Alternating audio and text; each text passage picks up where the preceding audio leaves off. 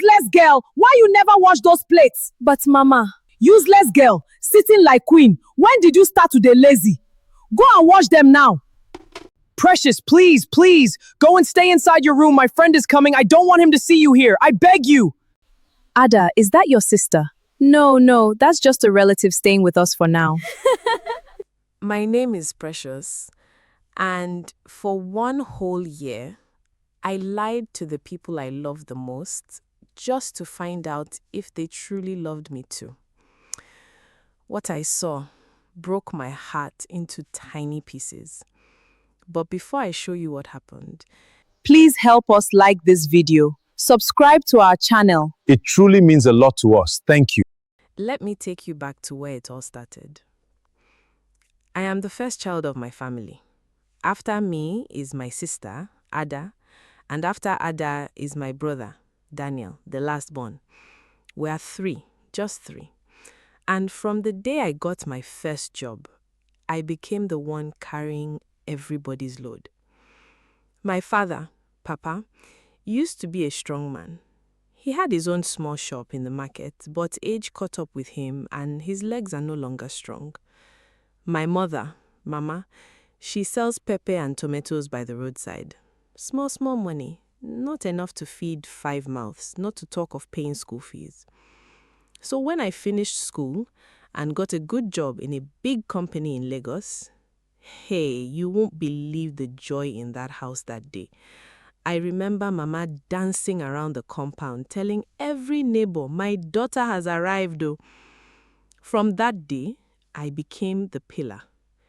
Every month, before I even buy anything for myself, I send money home first. I paid Ada's school fees in the university, every single session, no gap, not even one. I bought Daniel's books, his school bag, even his shoes, because as last born, everybody just dey pamper him. But somebody still has to pay. When Papa was sick 2 years ago, I paid the hospital bill. When Mama wanted to expand her small shop, I gave her the money, no questions asked. I didn't mind.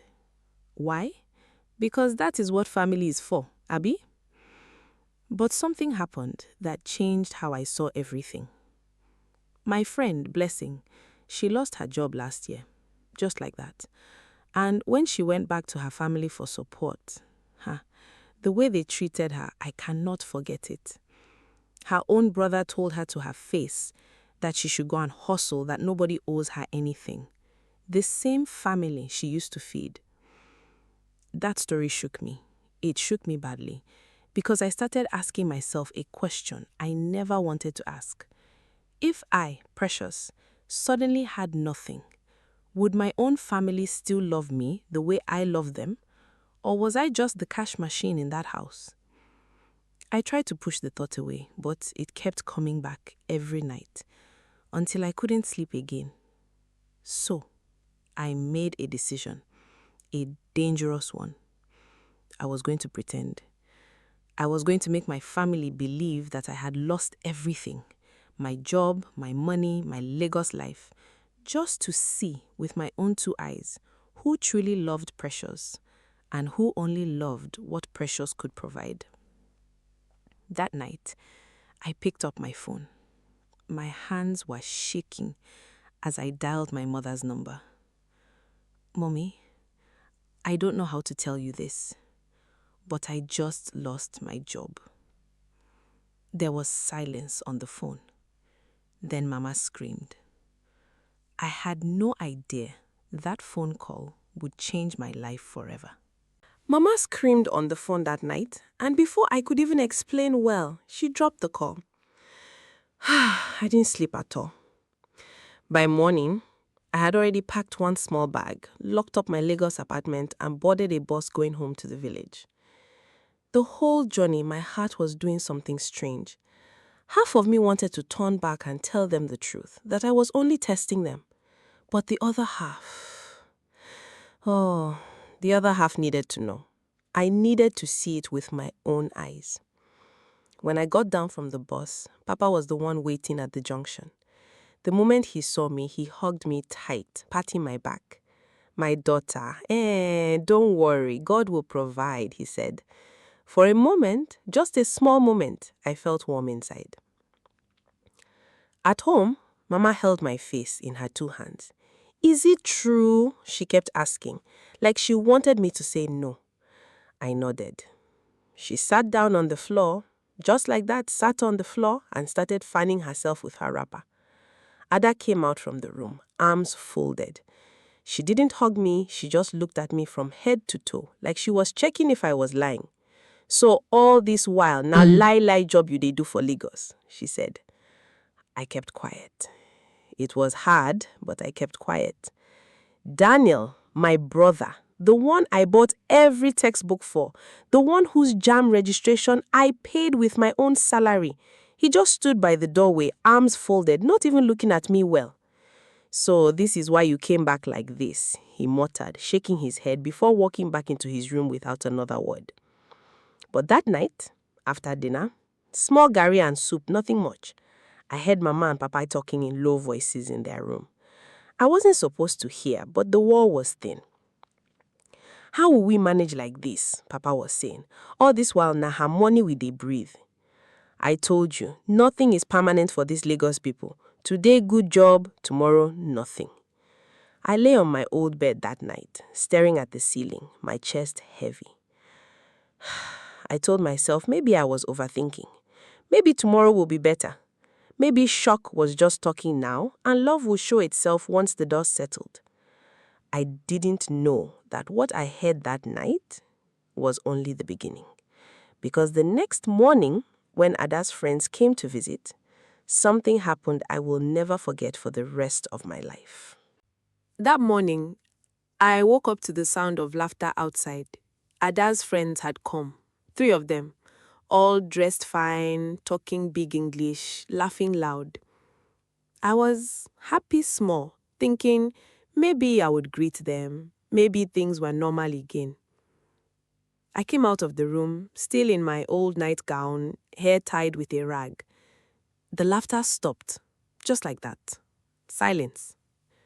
Ada rushed to me, her face changing color. She held my arm, not gently, and pulled me to the side.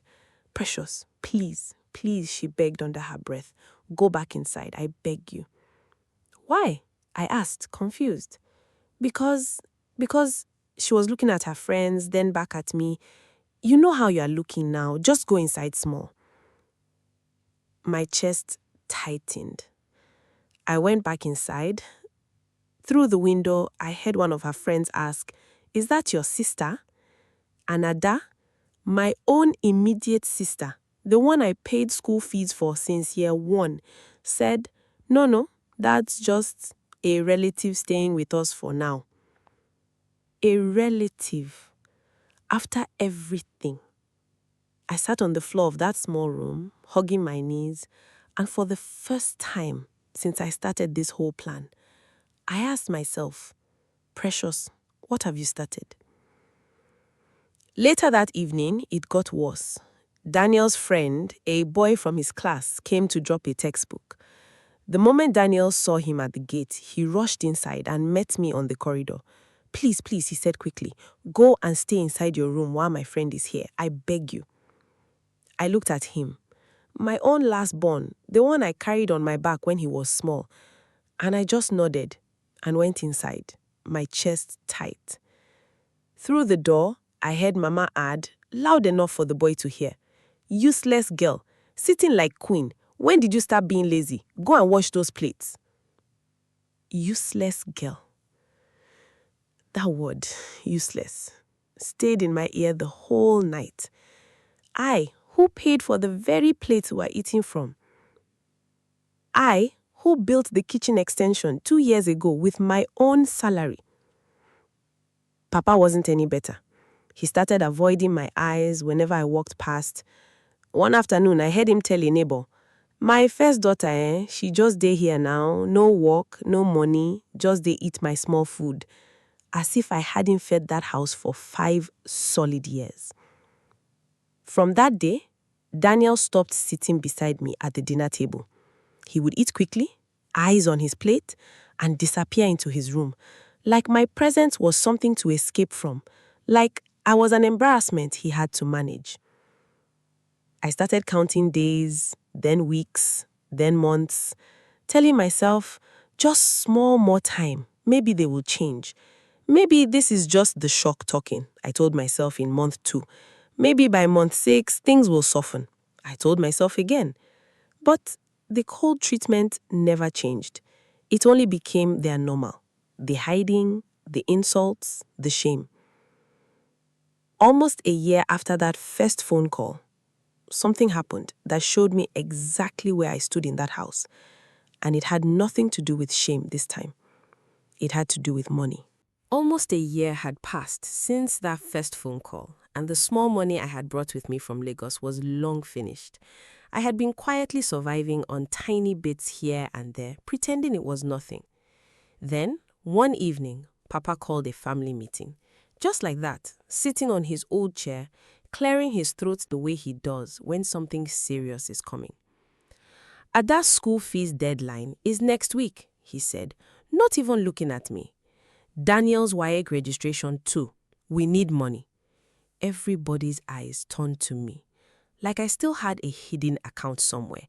Like the jobless Precious they had been insulting for weeks suddenly had money to give. Precious, don't you have anything saved? Mama asked, her voice sharp. I told you, Mama, I have nothing, I said quietly. It was the truth in their world, the world I had built for this test. Ada hissed, loud, the kind of hiss that cuts through a whole room. This is why I said it. She has finished enjoying her own life. Now we should all suffer because she lost her one job. She looked at me like a problem, not a person, not her own blood sister who paid for every single textbook she ever held in university. Maybe, Papa said, slowly, rubbing his chin. Maybe Precious can go and stay with Auntie Rose in town.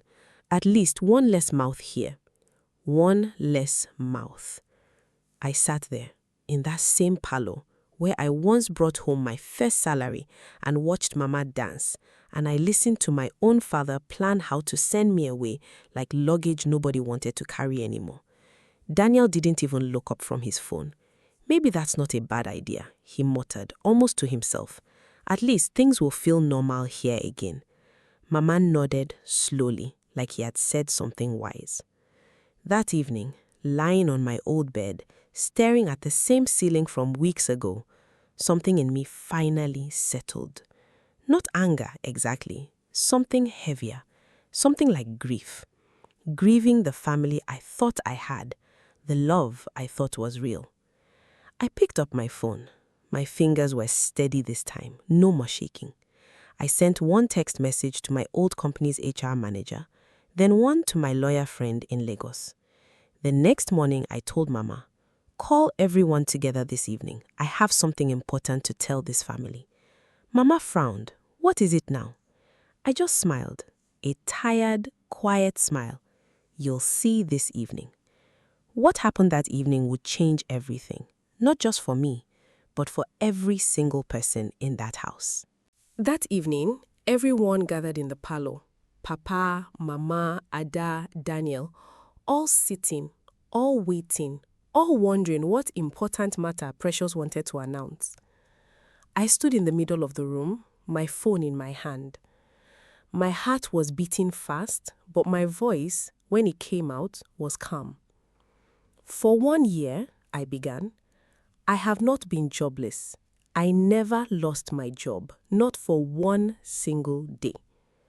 The room went silent, dead silent. Mama's mouth opened, but no sound came out. I planned this whole thing, I continued, because I needed to know something. I needed to know if this family loved Precious or loved only what Precious gives. Ada stood up quickly. So you mean? Yes, I said. It was a test. Then I pressed play on my phone. Pause. Slight tremble in voice. The voice notes I had quietly recorded over the weeks played out loud. Papa's voice saying, one less mouth here. Mama calling me useless girl in front of Daniel's friend. Ada telling her friends I was just a relative staying with us for now. Mama's hand flew to her mouth. Papa looked down at the floor, unable to meet my eyes. Ada's eyes filled with tears almost immediately, her shoulders shaking. I'm still working at the same company. In fact, I was promoted 2 months ago. I have never stopped sending money. I simply stopped telling you it was me. Auntie Rose has been the one helping with small things this whole time. It was always me. Quiet sob from Mama. Precious, my daughter, I'm so sorry. Mama cried, falling to her knees in front of me, gripping my hands. We failed you. God forgive us, we failed you. Papa couldn't speak. He simply sat there, tears running freely down a face I had never once seen cry, not even at his own mother's burial. Ada knelt too, sobbing into her hands. I'm sorry, Precious. I'm so sorry. I was ashamed of the wrong thing. Daniel sat frozen, staring down at the same phone screen he had buried his face in instead of defending me. Slowly, his shoulders began to shake too. Sister, I'm sorry, he whispered, unable to meet my eyes. I was so busy worrying about what my friends would think of me. I forgot everything you've done for me my whole life. I looked around that room, at the people I had given everything to, now broken open with truth. I'm not doing this to shame anyone forever, I said softly. I just needed you to see yourselves the way I saw you this past year. I forgave them that night, not because they deserved it, but because carrying hatred would only hurt me more than it hurt them. So today, I still send money home. I still pay Daniel's fees. I still send Mama her monthly upkeep. That part of me never changed. But something else changed. I don't call home to laugh anymore.